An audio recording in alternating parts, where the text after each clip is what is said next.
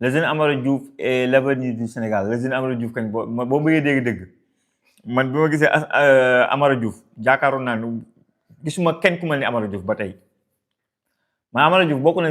na si rares jeunes yi xam ne ils sont capables de marquer des buts maanaam am na cette xam nga ne la comme robot quoi comme benn Haaland wala benn Mbappé quoi il est formaté pour marquer des buts xam nga moom il est même mieux formaté de marquer des buts que benn Ibrahima Mbaye mais Amara Diouf c'est un autre level man malheureusement football moom moo doy waar blessure mais man Amara Diouf il m'a choqué bi ma ngay soog a xam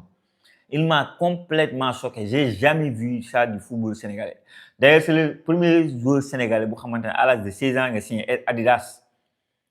c'est un prodige du football sénégalais ñëpp ñoo ko war a taxaw jàppale ko ba liñ bëgg mu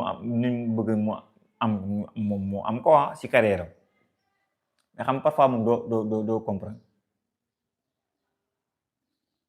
fédération nu mu wax léegi si lan noonu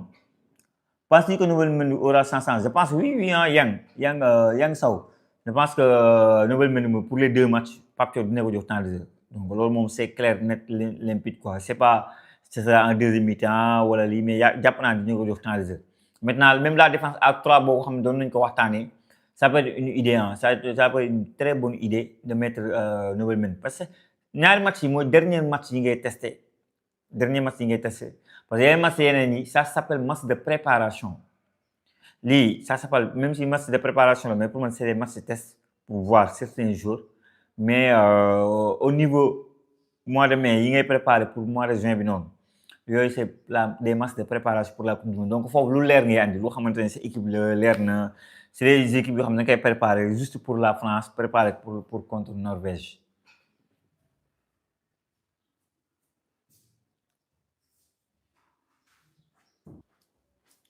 mais ça va Ilay Camara wala Lamine Sy waroon nañoo ñëw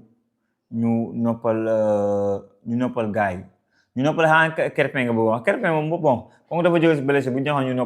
noppal ko quoi mais je pense que moom comme je vous ai toujours dit yàgg naa leen ko wax dès le départ avant même que Ilay Camara ñu koy convoqué je vous ai toujours dit que ne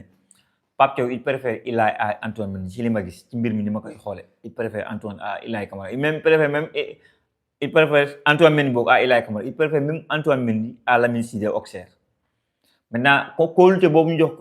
Antoine Mendy c'est à Antoine Mendy de le démontrer warul dépendre rek si Pape Thiaw décidé non dañ lay convoqué bàyyi benn Lamine Sy bàyyi benn Ilay Camara force de constater offensivement Ilay moo gën a taxaw maintenant bon mën nañoo juum de mais bon Ilay Camara offensivement de ce li may gis c'est beaucoup plus intéressant maintenant Antoine Mendy mu def na match bu correct au niveau final bi def na match bu high level du match bu bon c'est un match correct mais pour moi il doit encore faire plus. Dame Lahi nuyu naa la frère t'es un frère Marseille toi aussi Jackson joue bien le numéro 9 pour l'équipe non Jackson c'est un joueur boo xamante ne voilà il est collectif du jeu c'est un Benzema c'est notre Benzema il est collectif il est dans le jeu il peut décrocher il peut finir daa mën a rater rek loolu Jackson li ñuy jooy si moom mooy mën a rater mais Jackson daanaa dëgg la de.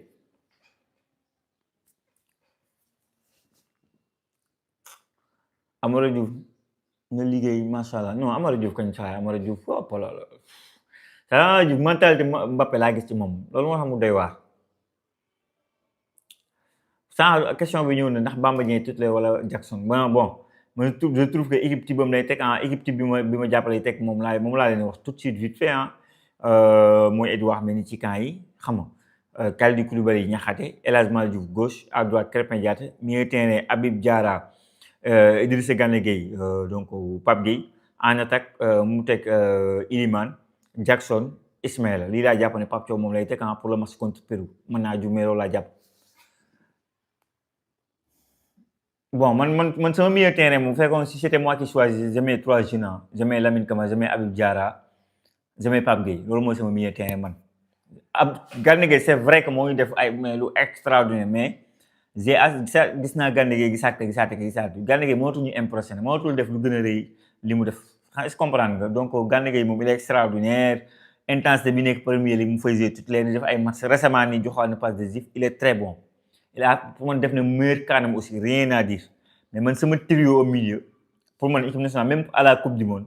à la Coupe du Monde, c'est Habib Diarra, c'est Lamine Camara, c'est Pape Gueye. Pour moi, c'est les trois meilleurs milieux de terrain de l'équipe nationale du Sénégal. Pour moi, c'est les trois quoi.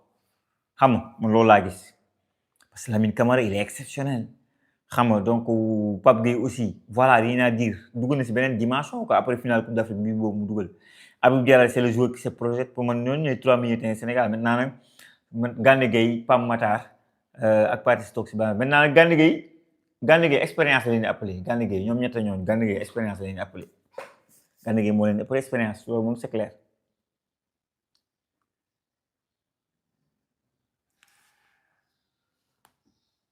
Bon, selon Yang Sow, pour mon Coupe du Monde, déjà, il faut qu'on sorte les poules. Au moins, pour moi, on a eu quart de finale. Au moins, on a eu quart de finale. Quoi. Parce que je trouve que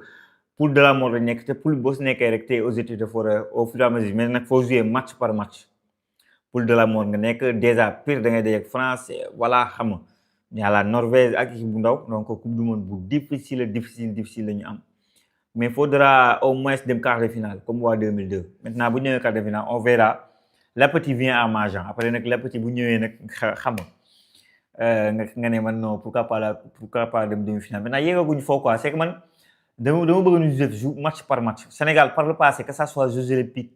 que ça soit Coupe d'Afrique que ça soit Coupe du Monde loolu moo ñu yàq on se voit trop beau quoi tak dañuy ñëw bëgg dem demi-finale dañuy jouer finale ñun ñëpp dañu bëgg a jouer Coupe du Monde gagner ko on a la capacité de gagner mais nañu jël match par match contre la France même France Olysée rek waaw. Moom mu gisee Olysée rek suñu match bi laay xalaat mu gisee Olysée Serki t'as du Mbappé t'as du Dembélé pour moi c'est le meilleur d'attaque du monde le meilleur attaque les meilleurs attaques meilleur ailier du monde c'est France moo ko yor donc au moins daal nañu dem quart de finale.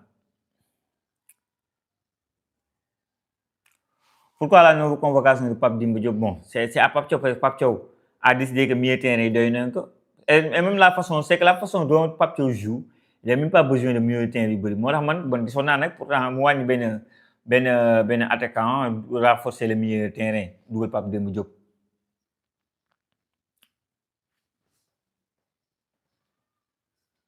Pourtant Ilaï Camara son dernier match avec l'équipe nationale du Sénégal c'était bien c'est vrai que c'était bien mais ñu bëri ils te diront que c'est que Kenya quoi et on les a battus 8-0 d'autres te diront ça il avait fait un très bon match maintenant bon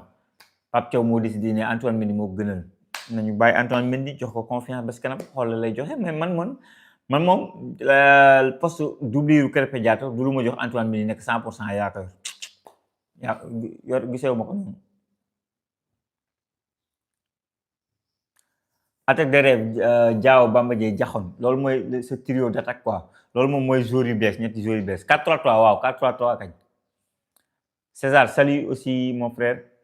Gana et le métronome tu le sais sur le banc à la Coupe du Monde bon Gana Gueye moom il est plus pour man c'est plus qu'un milieu de terrain c'est l'expérience c'est tout il donne le premier ton Gana Gueye moom kan bi mu def c'est kan bu mucc ayib la et je comprends ñi xamante ne dañu jàpp ne toutes les indiscutable l'équipe nationale du Sénégal mais parfois damay bëgg a jëf les clés du camion dama koy bëgg a jëf aux jeunes quoi les clés du camion à Lamine à Pape à Habib Diarra je pense que même Pape Gueye titulaire indiscutable léegi reste à voir Lamine Camara Gana Habib Diarra foofu la débat bi gën a nekk quoi.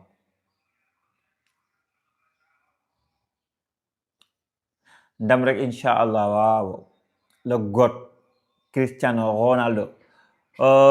Mohamed selon toi Bamba et Jackson actuellement suuf Sénégal bon coach Sénégal kan lay teg loolu nga bëgg a wax quoi entre Jackson et Bamba Dieng je pense que coach bi Jackson lay teg mais Bamba Dieng devrait jouer Bamba Dieng moom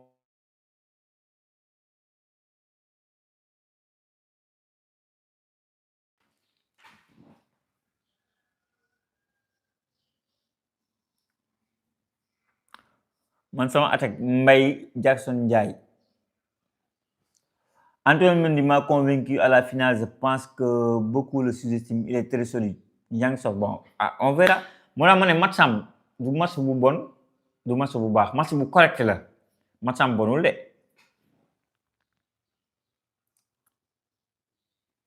On dirait que Mbappé sera suspendu pour le premier match. Ilaï Camara devrait être convoqué, c'est ma déception de la liste. Ilaï Camara.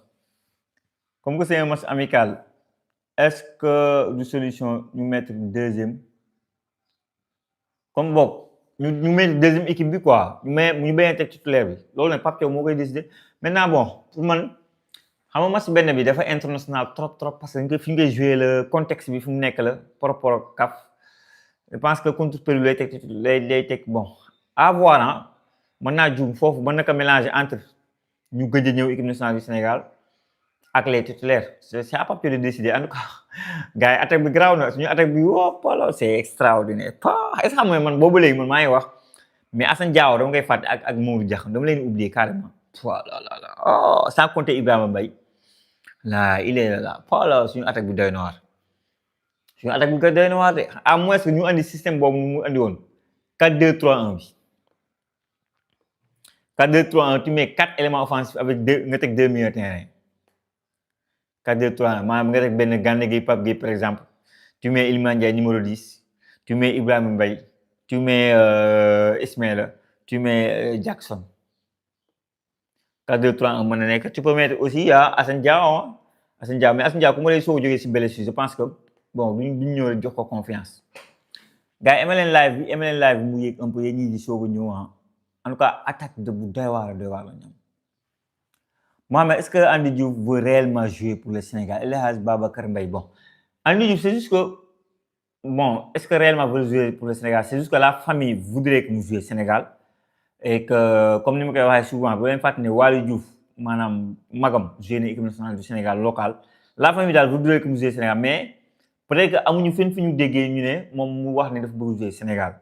jusque dafa def interview ne Sénégal sama dëkk la bëgg naa jouer Sénégal non pas bëgg naa jouer Sénégal sama dëkk la ma famille est là-bas souvent naa fa dem et tout bon loolu lañ ci am mais est-ce que réellement ñun mën nañu taxaw nii dëgg taxaw ne Andy Diouf bu dee Sénégal loolu mën ñu si tontu xam nga mais dañuy njortu ne war na mën a bëgg jouer Sénégal loolu lañ njort suñu xalaat bu rafet suñu njort bu rafet jàpp nañ ne il est prêt pour jouer en équipe nationale du Sénégal maintenant nag comme ni ñu ko waxee ay nit kese lañ mën nañ juum.